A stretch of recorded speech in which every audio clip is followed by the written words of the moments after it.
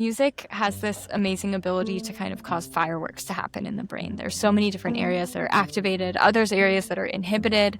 And what that means is that when patients with neurodegenerative diseases, such as different types of dementia, listen to music other than other types of stimuli are able to kind of bypass the areas that are most affected by these diseases and access certain memories that actually patients are not able to access via any other stimulus.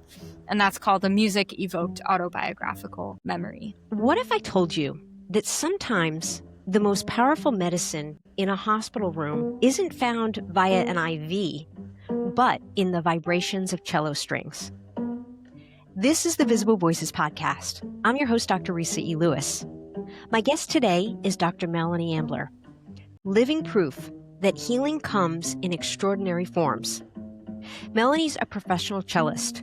She's a Stanford medical student, a Fulbright fellow who discovered something remarkable while studying dementia patients in France.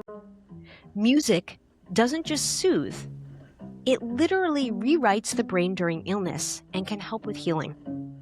Melanie played virtual concerts for over 200 critically ill patients during the pandemic. Melanie, welcome to the Visible Voices podcast. Thank you so much for having me, Resa.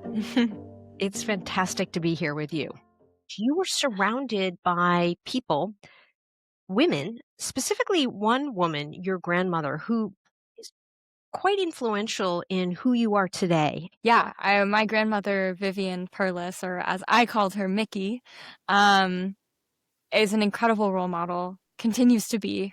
She passed away a few years ago, and I continue to learn about her career and her impact and her influence on really the landscape of American music history. She was one of the first women in the music history field, and essentially was an audio historian. And so she would go to the great composers of the 21st century, or the 20th century, sorry, and the 21st, and essentially interview them about their lives, about their music, about their composition process, and has created this entire archive of the voices of the great American composers and musicians, that's based out of Yale University in Connecticut. And I don't think I fully understood what that meant growing up, but I would go to her house. She lived quite nearby, and there would always be some symphony playing in the background, whether it be Beethoven or Ives or Copland, or, it was spanning from the earliest classical all the way to the most modern. And I think kind of by passive listening, I just kind of started to better understand this language of symphonic music and chamber music. She also kind of concurrently was dealing with her own health battles with Parkinson's disease, and I was seeing kind of firsthand how those symptoms took over her life in some capacity. And that's kind of when my interest in the brain and in medicine also started forming. And so she kind of was a symbol of these two paths in one person. And I think still to this day serves as an inspiration for me as a woman, a powerful female in her field, as well as someone that really cared about documenting the stories of other people. Yeah. I will share that my local library in Rhode Island did an oral history series specifically trying to capture what was happening in our town in World War II. And my grandfather was one of the hosts for this oral history series. And I had them translate those histories into a form that I could now listen to like an MP3. And it was quite magical to be able to hear his voice again, because he too has died. And I'm wondering if you listen to these oral histories to listen to your grandmother's voice.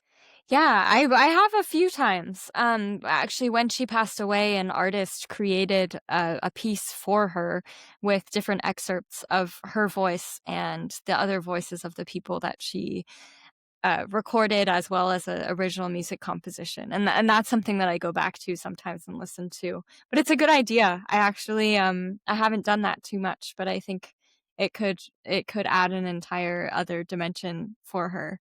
There's a separate kind of project and audio archival called the Story Preservation Initiative, and my grandmother was featured on it a few years ago, and it was a really amazing archival of her own story and someone actually taking the time to interview her fully.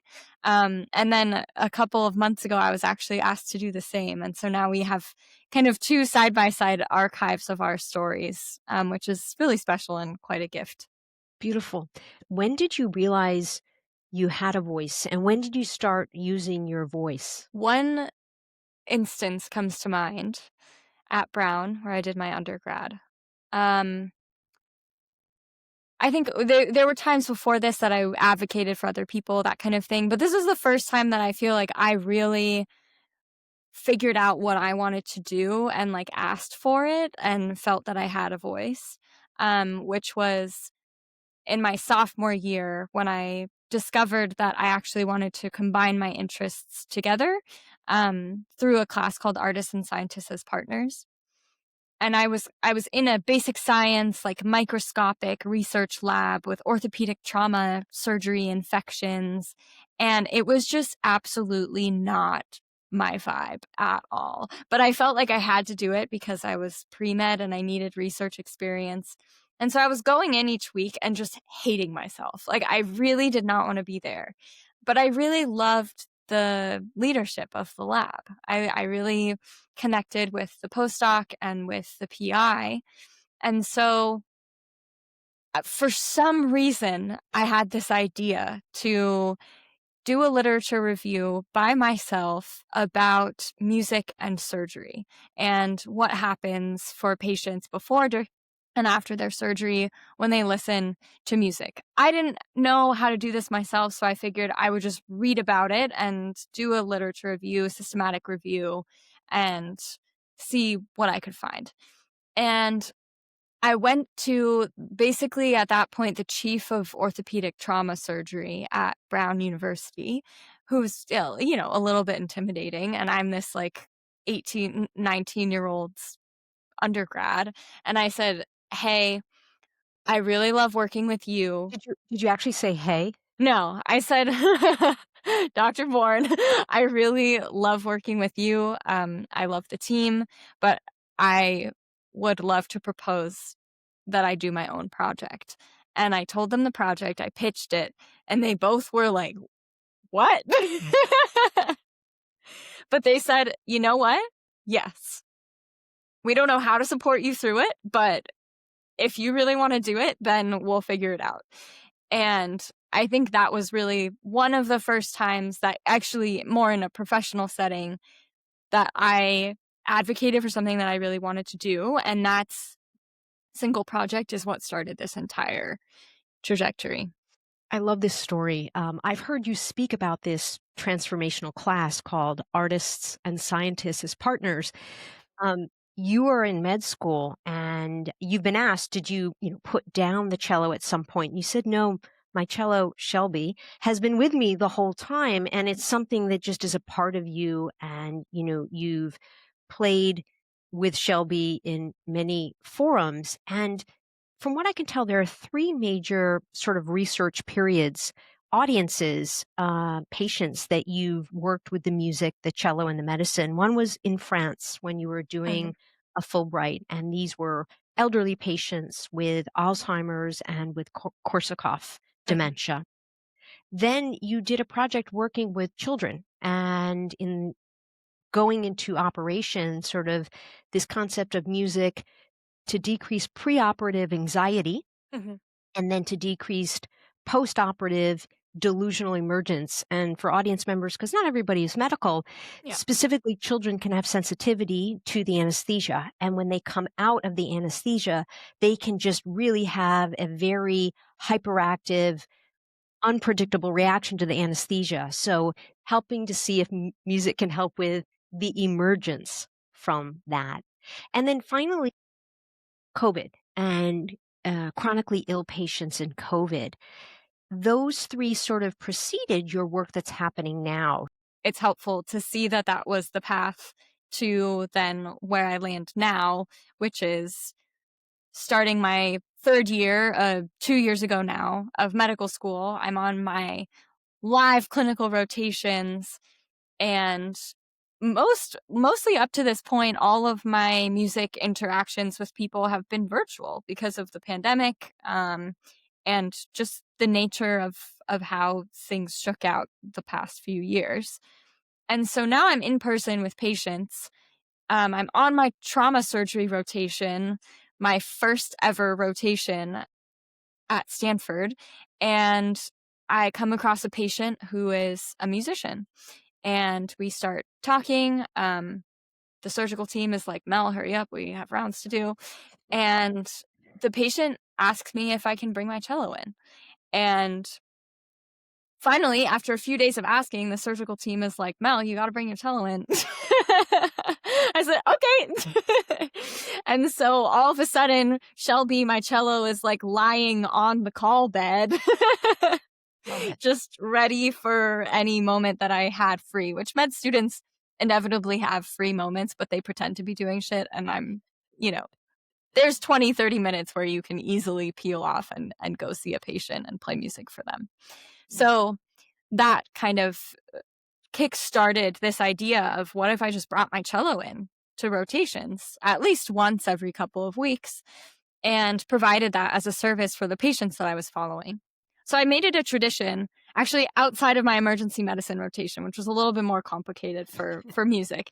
But every other rotation, I brought my cello in at least once. And through that experience, I started hearing these stories of patients. And I started also, through a separate music experience, becoming more interested in improvisation and in breaking the mold of the classical training that I had had and just seeing where things go. So what that sort of morphed into was, I would sometimes ask patients about something from their life, and then I would say, okay, close your eyes. I want you to go to your hometown in Alaska. And I'm just going to play an improvisation that kind of came to me as you were speaking about your hometown. And I found that those moments kind of offered this period of transcendence for the patient, where they could think about something and really immerse themselves in something outside of the hospital room and outside of their identity as a patient, where they're completely stripped of all other joys and things in their lives because they are stuck in a place where they're all wearing the same outfit, they're all in the same, looking rooms, and there's very little like individuality. And then I was finding that I was getting all of these little windows into these patients' lives that the rest of the team hadn't learned about, because we're not really taught to like ask those questions. Yeah. And so that inspired then this year's project, which is called Musical Rounds. And essentially what that is while I was on my rotations, I also found that I was kind of drawn to the really emotionally charged situations, ones concerning terminal diagnoses or end of life, rapid response. The moments where sometimes traditional medicine is not what the patient needs or wants, but there's so little else to offer. And so that inspired this project, which is essentially an oral history project, I guess you could think of it, which I've never used that term for actually what I've done, but it's essentially a recording session live with a patient and their family, if the family would like to participate, in the room. I interview them about something from their life that's meaningful to them, their favorite place, their relationship with their partner, what they're famous for, those kinds of questions. And after they respond, I then prepare and play an improvised soundtrack to that story. After the recording session, I then go home and I edit it and I layer it so that the participant receives back their voice with the soundtrack directly underneath it as an accompaniment to their story. And the patients that I saw this year were all being seen by the palliative care teams at 3 different hospitals in the Bay Area. So Stanford Hospital, Santa Clara Valley Medical Center, and the VA Palo Alto. Yeah. And over the course of the year, I reached my goal of 100 recording sessions. We included around 80 patients who were able to respond and participate, as well as 87 loved ones, and have collected data surrounding their pain, stress, anxiety, and comfort levels before and after the session to better understand what the impact of that session is, at least within that small time frame. But then we also saw this really beautiful impact of like what it looks like to preserve the voice and the story of someone that is nearing the end of their life and thinking about things related to their dignity, their legacy, preserving that legacy, and that this was a really amazing way both for the patient to feel that they'd done something for their family or for other people, and that the family had something to take away from the really traumatizing experience of having a loved one hospitalized with a terminal illness.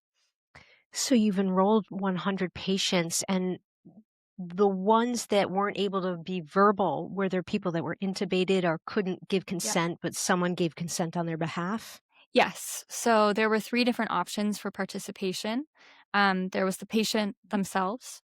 Then there was the option for the patient and the loved one to do it as kind of a dyad recording. And then the third one was just with the loved one alone. And so there were instances where I would be in the intensive care unit, and some of the patients were sometimes in their final hours, and the family was there, and the social worker would refer me to the family, and we would do the session in the room with the patient and the family, but the patient was unable to respond, so the Yeah. family would, yeah, consent on the patient's behalf and then also consent for themselves to do the project. I would think that there's going to be a descriptive analysis on this data and your experience. So far, any sense of what the results will show? Yeah, I'm actually writing up the manuscript right now. um, So, from what I know thus far, which I can't really say for sure because it hasn't been published or anything like that, but for patients, their pain, stress, anxiety, and comfort levels all significantly decreased by at least 30% for every one of those outcomes, with stress and anxiety decreasing by almost 60%.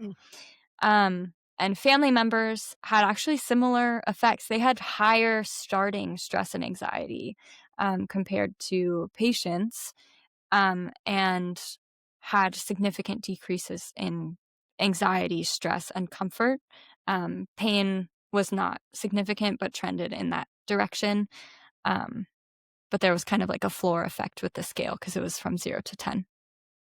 And then I, anecdotally, just, I also took like qualitative responses of mood and of just other feedback. And I think it was generally quite well received.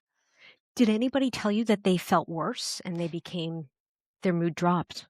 Yeah, I was not the majority, but there were some people in which, and this was something that I discussed with them during the consenting process. I was like, there are minimal risks to this study other than it potentially being quite emotional for you, and that it could bring up things for you.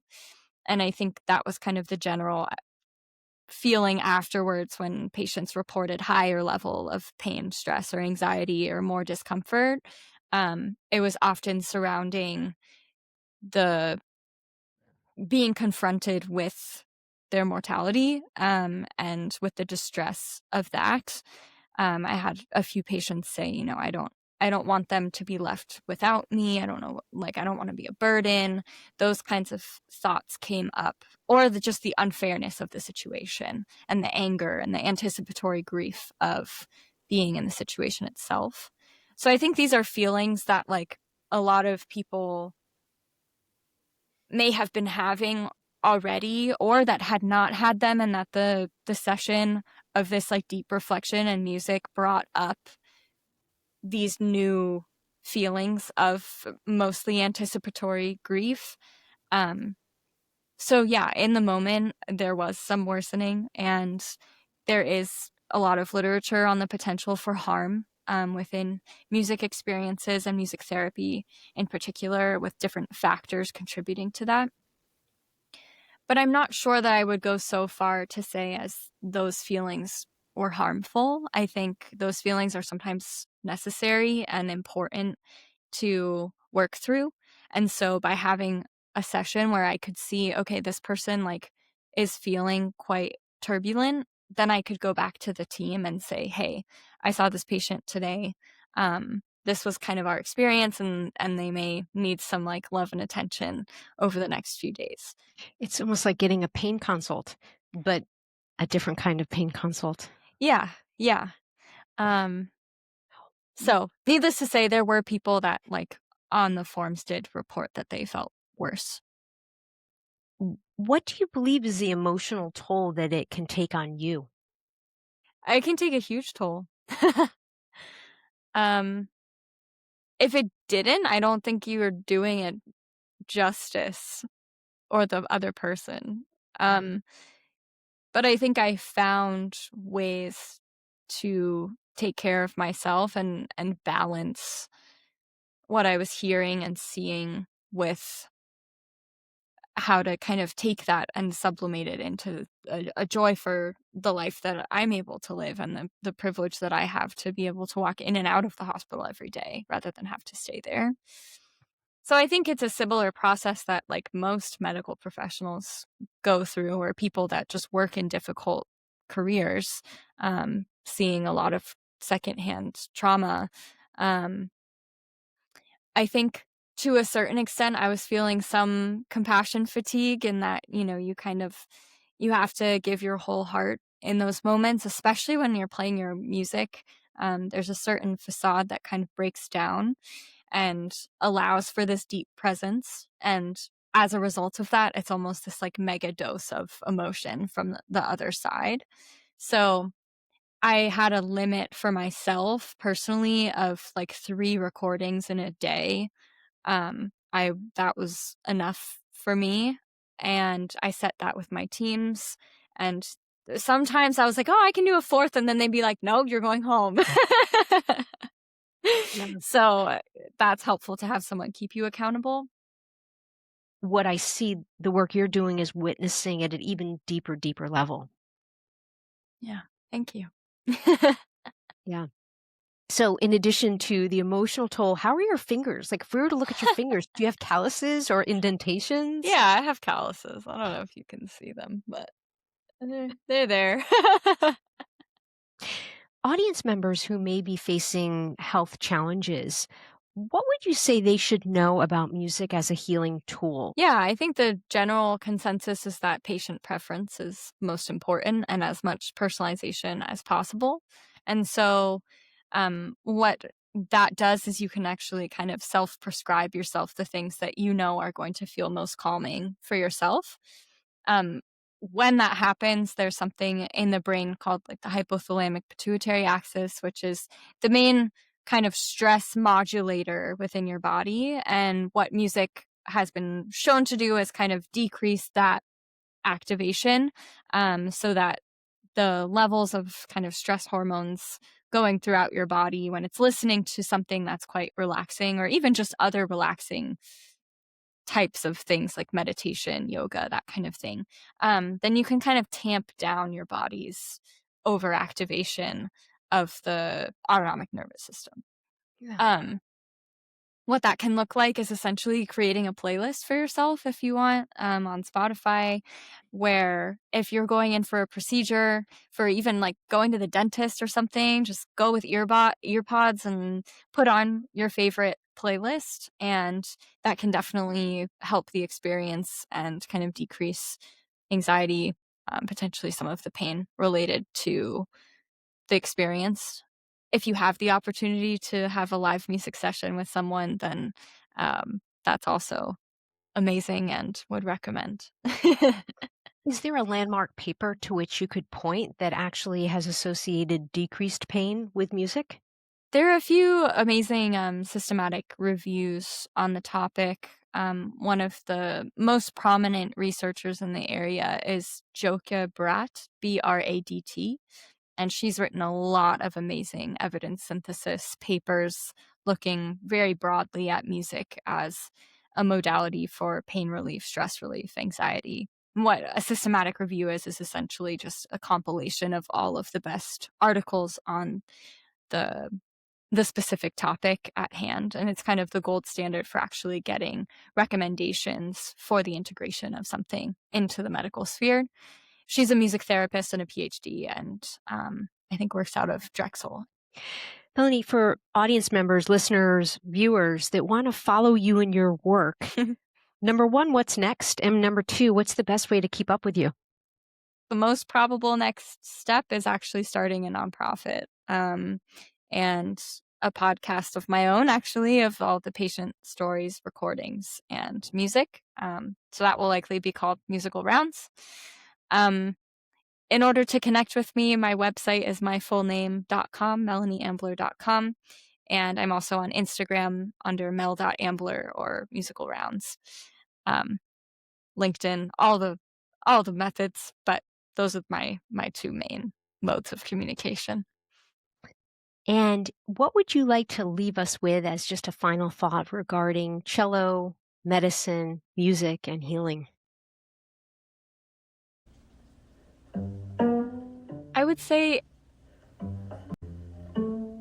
it's more of maybe a reminder, but that when faced with a difficult moment, either if you're personally in the hospital, if a family member is in the hospital,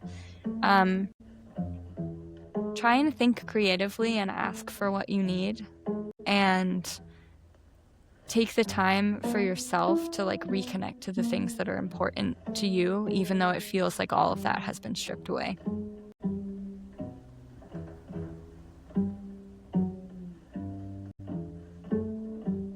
The Visible Voices podcast amplifies voices in the healthcare, equity, and current trend spaces. Our team includes Dr. Giuliano DePortu and me, Dr. Resa E. Lewis. Find me at Resa E. Lewis, MD on social media, or visit thevisiblevoicespodcast.com. Find us wherever you listen to podcasts and watch our episodes on YouTube. This podcast is for education and entertainment purposes only. The views and opinions expressed by our hosts and guests are their own and do not reflect the opinions of their institutions. Information shared here should never substitute for clinical judgment or for medical advice. Together, we're making healthcare more equitable, one visible voice at a time.